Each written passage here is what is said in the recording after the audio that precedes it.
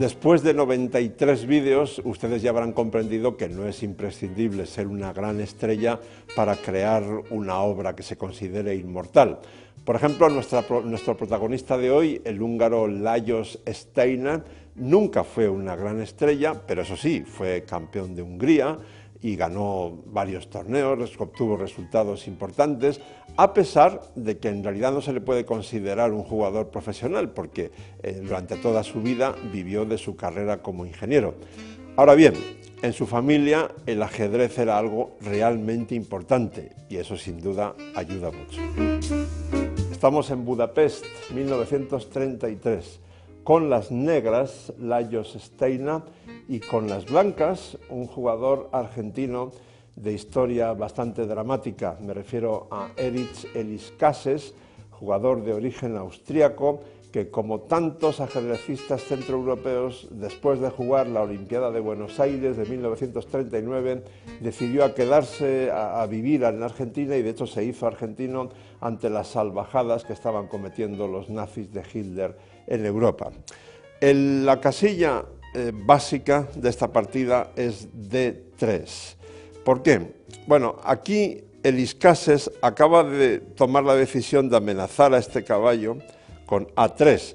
Eso quiere decir que el jugador, en ese momento todavía austríaco, está considerando que el peón que va a quedar en D3 después de caballo D3 jaque, alfil por D3, va a ser débil y por tanto este negocio, digamos, le va a interesar, ¿no?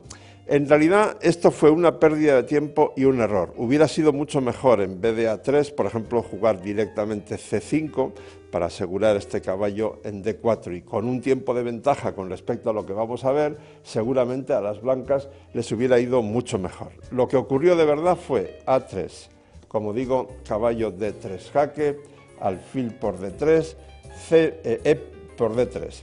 Bien, este es el concepto que quiero recalcar.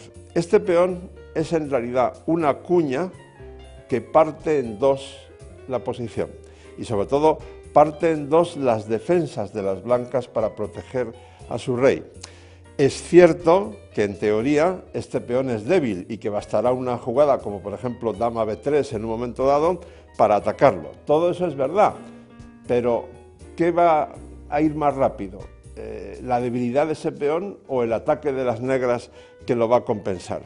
Bien, el caso es que después de estos cambios, Elis-Cases jugó C5, siguiendo con su plan, y inmediatamente siguió caballo E4 de Steiner, B4 y dama G5. Fíjense hasta qué punto este peón empieza a ser muy importante, como les digo, como una cuña que divide en dos partes la posición. Bien, aquí Elis-Cases empieza a comprender que tiene problemas bastante peliagudos, porque la jugada natural, la primera que se nos ocurriría mirar aquí, sería enrocarse, ¿no? Porque contra enroque, alfil H3 no tiene mucho sentido, puesto que las blancas disponen de dama F3, que defiende el mate en G2 y ataca el alfil. Sí, pero el problema es que después del enroque, lo que Steiner hubiera jugado sin duda alguna es alfil G4, no alfil H3. Alfil G4 previamente. Claro, si la dama se va, entonces alfil H3. Contra alfil G4, después del enroque alfil G4, las blancas hubieran tenido que jugar F3. Pero entonces, después de alfil H3 amenazando mate, hubiera habido que jugar G4, es decir, debilitando muchísimo el enroque de las blancas y a medio plazo las blancas tendrían realmente problemas muy graves. Su rey estaría muy a la intemperie. Por eso, Elis-Cases juega aquí G3, a lo que Steiner contesta con alfil H3.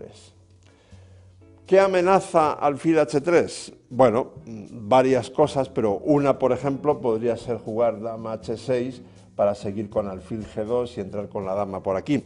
Lo que quiero decir es que las blancas tienen que hacer algo aquí. Tienen que hacer algo porque si no van a ser masacradas, ¿no? Por cierto, antes de mostrar lo que ocurrió en la partida, es muy interesante decirles a ustedes, para que puedan comprobarlo en sus casas tranquilamente, qué hubiera ocurrido, porque además es bellísimo, es tan bello como lo que ocurrió en la partida, ¿qué hubiera ocurrido si aquí el Iskases ataca directamente el famoso peón débil fuerte, si juega dama B3 directamente, ¿no? Después de dama B3, lo que hubiera ocurrido es el sacrificio del caballo en F2, dama B3, caballo por F2, rey por F2, dama F6, jaque, el rey vuelve a E1 y entonces la dama se sacrifica por el caballo, dama por D4.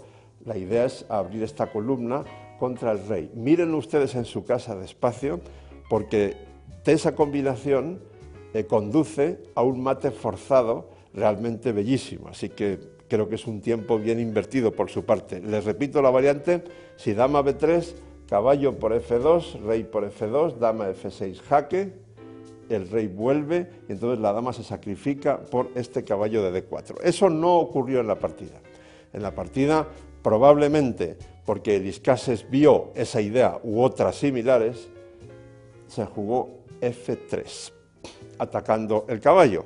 Y claro, lo cierto es que si el caballo se marcha de E4, por ejemplo, caballo F6, entonces sí, las blancas estarían bien. Por ejemplo, ya podrían jugar ese plan de dama B3 y efectivamente entonces la tesis del Iskases de que ese peón es débil, pues hubiera triunfado probablemente, o por lo menos las blancas no hubieran quedado mal. Pero la idea de Steiner no era mover el caballo, sino dejarlo ahí jugando F5, o sea, sacrificar el caballo.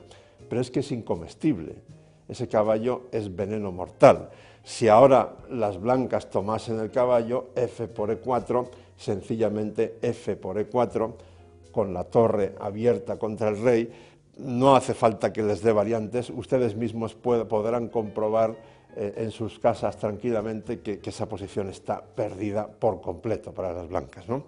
De ahí que el Iskases contra F5 jugase dama B3, continúa con ese plan de atacar el peón de D3, pero no solo eso, ahora también está amenazando este otro peón que además lo tomaría con jaque.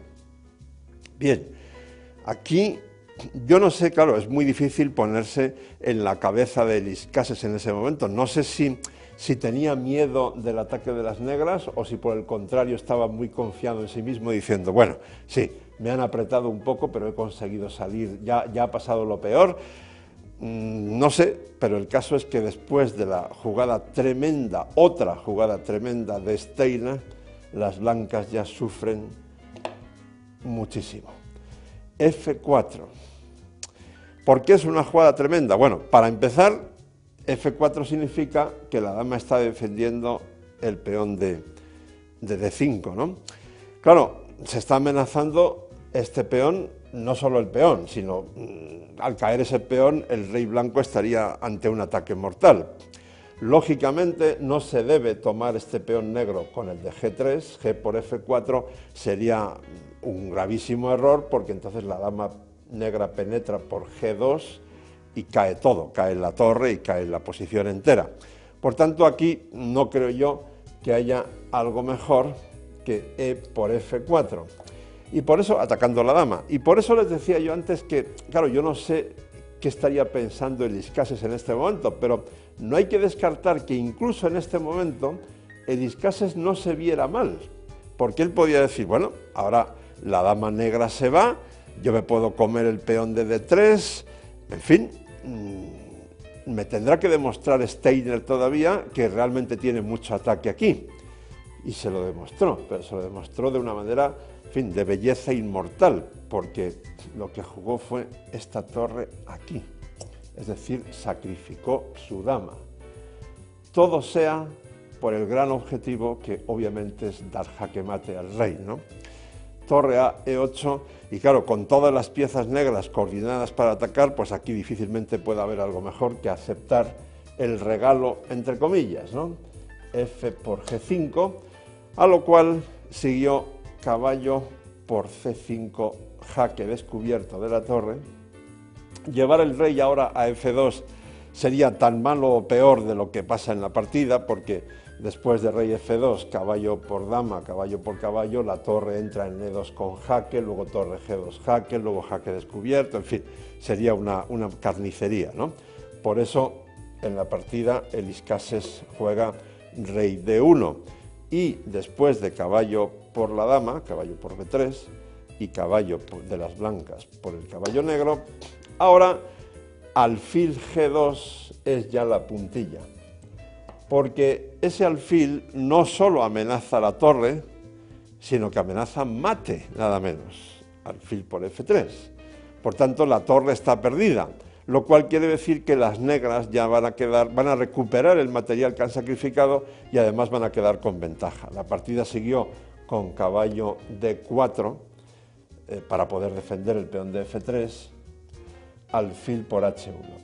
Y aquí el problema no es solo que las negras ahora tienen incluso ventaja de material, sino que además el rey blanco sigue estando muy mal. Se hicieron unas pocas jugadas más, si no recuerdo mal fue F4, torre E4, alfil B2, se doblaron torres, la otra torre va a E8, y aquí el Iskases pues digamos que dejó de sufrir, se ahorró una agonía.